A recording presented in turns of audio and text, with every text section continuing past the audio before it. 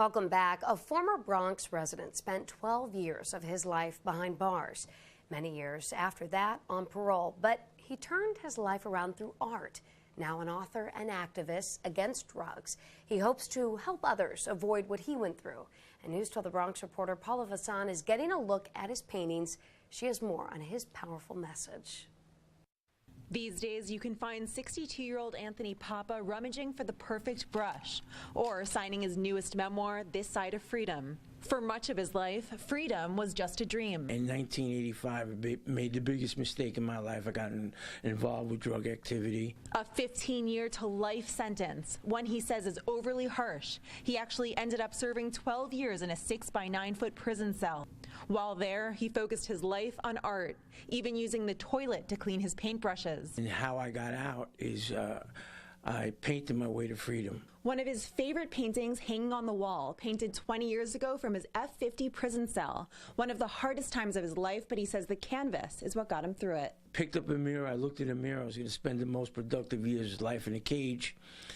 Picked up a canvas and I painted this self-portrait, 15 to life. Ended up as the cover of his first book. He's painted ever since.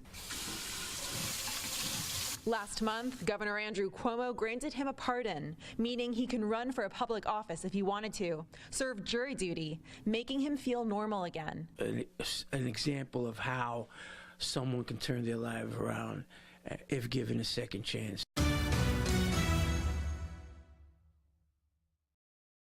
Well, my pardon means to me now, it's a vindication of my crime, where the punishment I received, the 15 to life sentence for first-time nonviolent drug offense, was deemed to be inappropriate. It's also a public proclamation that I've been behaved very well for the last 20 years, and I'm an example of how someone can turn their life around if given a second chance through the act of executive clemency or a pardon.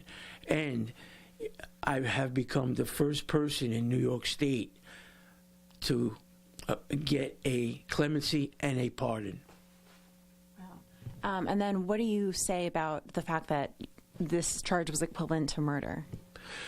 It's ridiculous. I mean, it's well known that these Rockefeller drug laws were overzealous and draconian in nature, and hopefully the laws will continue to be reformed where people can have a chance to return to society. If we're sentenced by a long 15 to life sentence, there's still people inside.